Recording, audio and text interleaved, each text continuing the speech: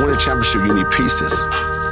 And I was at peace they wanted. I think sometimes people think of him only for the crazy stuff and don't remember how good he was. So he kicked the cameraman. He was really upset.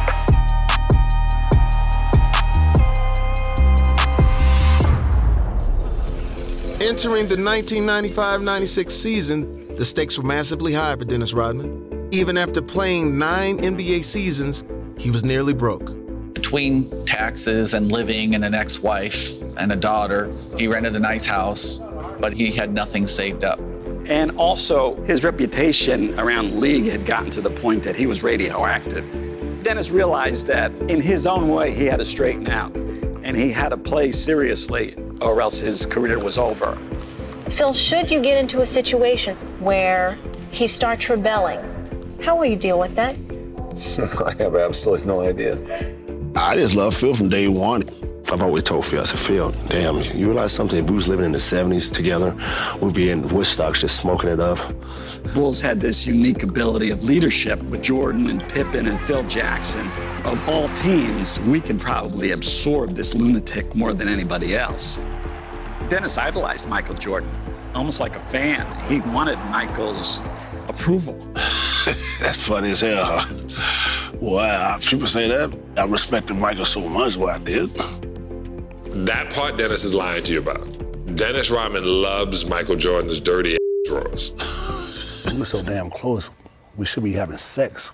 That's how close we were. And thank you very much. I walk into Jerry Krause's house. He's sitting on the couch. He's got a po' boy hat over his eyes. He's got the rings in his nose and his mouth. And he doesn't stand up to meet me. So I said, stand up, Dennis. Take your hat off, shake hands. Let's go outside and talk. We had to break bread then at the house. So basically he said, Dennis, you want to come play for the Bulls? I said, I don't care, whatever, what's up? And when Dennis wants to tell me something, I knew it's not something that I don't fucking want to hear. Dennis says, I need a vacation. And I look at Phil and say, Phil, what do you mean, vacation? He says, he needs a vacation. He needs some time off to let loose. If anybody needs a fucking vacation, I need a vacation. We look at Dennis and said, Dennis, what are you going to do? He says, well, I need to go to Vegas. Can your vacation be like 48 hours? Go straight to the airport? Boom. They don't hear and see Dennis for 48 hours. I went to the fucking Vegas. Did Dennis come back on time? He didn't come back on time. We had to go get his ass out of bed. You know, and I'm not gonna say what's in his bed and where he was and blah, blah, blah. There's a knock on the door. It's Michael Jordan. And I hid. I didn't want him to see me like that, so I'm just like hiding behind the couch with covers over me. Come on, we gotta get to practice. Well, I do remember him leaving. Like, he was in the building and then he just left. And I was like, well, where's he going? And Phil comes down and says, give Dennis a little bit of time off. He's got 48 hours, which we kind of all knew was going to get extended. And then when we found out he was going to Vegas, then it was Dennis just being Dennis. But we go to the swimming pool, guys. Watch some tits and ass. Is it true that Dennis wasn't at practice today? That's true. Is that an excuse to him? No, it's not. What transpired? I don't know. He's not here. Heavyweight title, and with Rodzilla in the house, there will be no stopping. Oh my goodness, that Dennis Rodman was the fuck up person. He just fucks everything up. He's a pest, shutting down whoever he wanted to. It was always a challenge.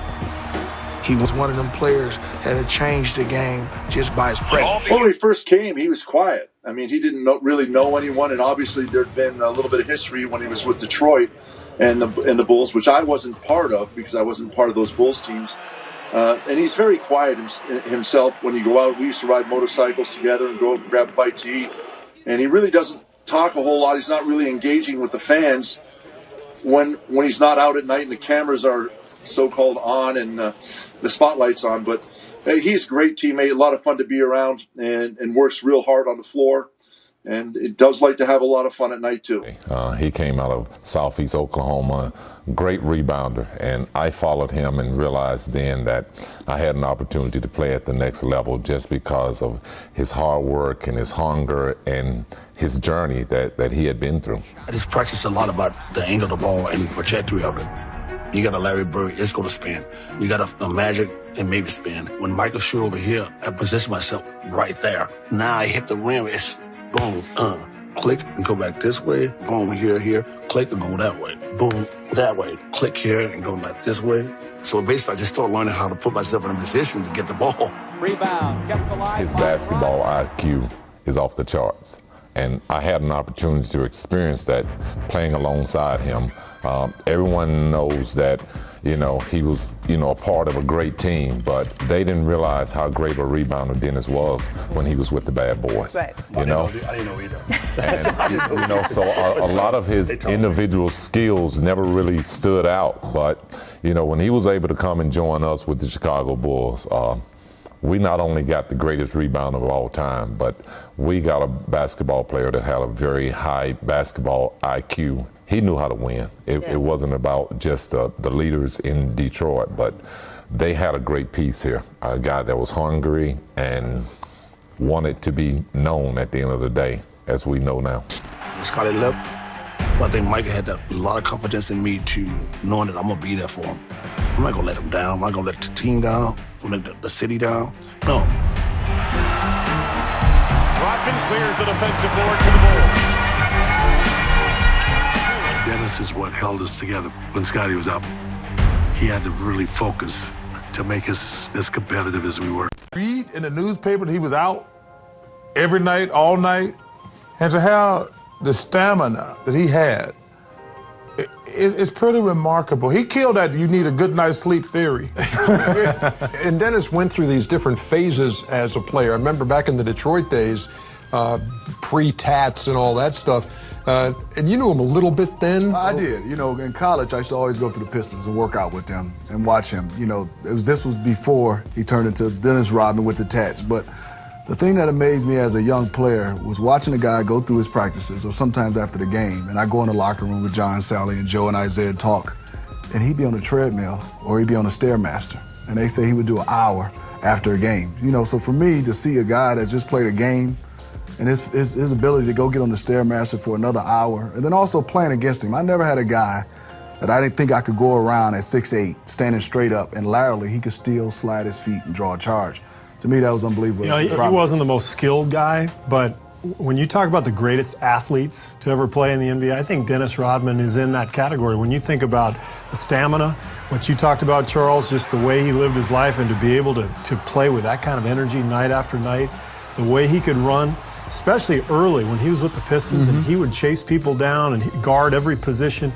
That guy could have been a world-class triple jumper or 400-meter sprinter. I mean, he was incredible. He was a great defender. He always moved his feet. The great thing about Dennis Rodman is he always did it his way.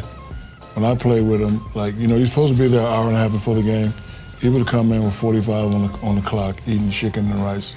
And nobody would say anything because we knew that he was going to give us 20 to 25 rebounds at the game. And so, he did it his way. He rode the treadmill after the game. And, Steve was right. He was a phenomenal athlete. Phenomenal. Dennis Rodman changed the Bulls. In a system where you have great leadership, great coach, people who are very demanding of your practice habits, of your nightlife. You have to give way to what Dennis Rodman brought to the court. Dennis was always going to be Dennis. And as long as he gave you 110% on the court, you can live with some of his off-the-court antics. And I just thought, you had to soften up for a guy who was different, a guy who wanted to be accepted, a guy who already won a championship, a guy who knew what it took. A versatile athlete and a savvy competitor, Dennis Rodman dedicated himself to frustrating and disrupting the opposition. Dennis took the responsibility of guarding the other team's top scorer all the time, regardless of who he was. This is Jordan at 1-and-1 now. Rodman won't give an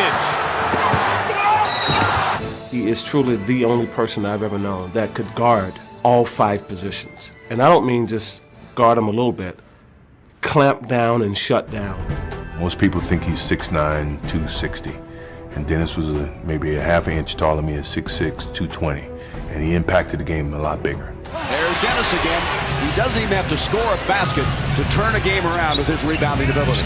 You got to throw him in the category of some of the greats, like Bill Russell, like a Wilt Chamberlain. Rodman's tap is rebound number 34. because he used to dominate the game just on rebounds alone.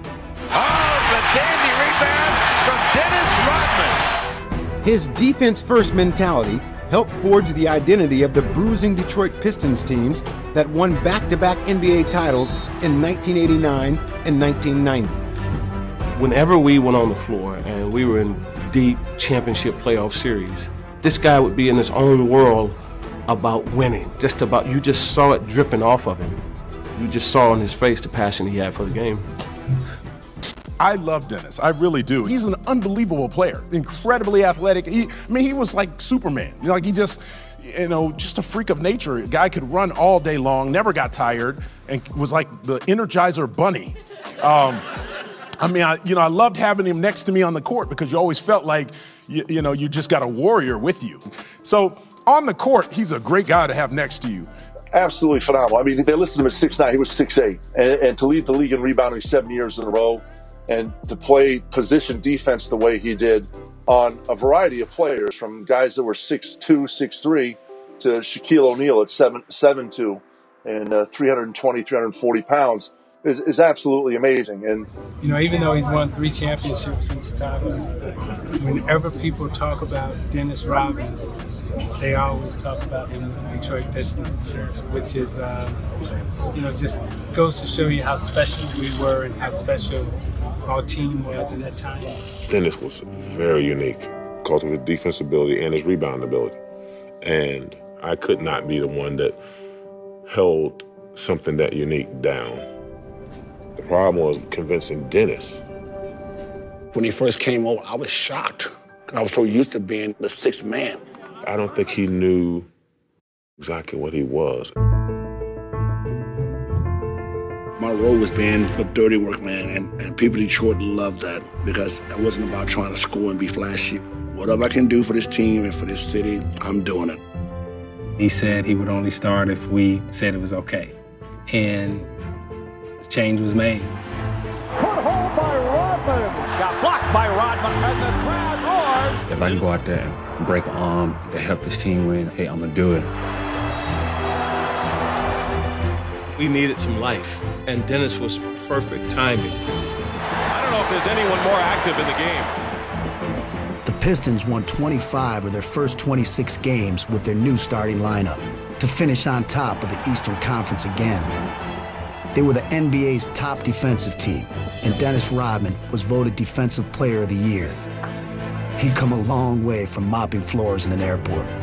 I was so happy to win that award because I was like, oh my God, I knew what it meant to work hard and get the satisfaction that people actually appreciated it. I don't know. We have a lot of valuable players. I don't know if we have a more valuable player than Dennis Rodman. They could have gave me a lollipop for the award. I didn't care. I just said, oh my God, dude, I won something in the NBA.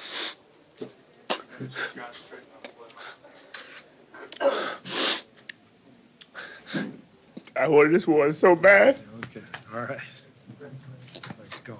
It was just so overwhelming, the fact that I said, wow, it's just, and I owe it all to my teammates, pretty much. To Chuck, or to everybody in that organization, everybody. Basketball is simple. It's a simple game, but when you leave this confined zone, it's hard. It's hard.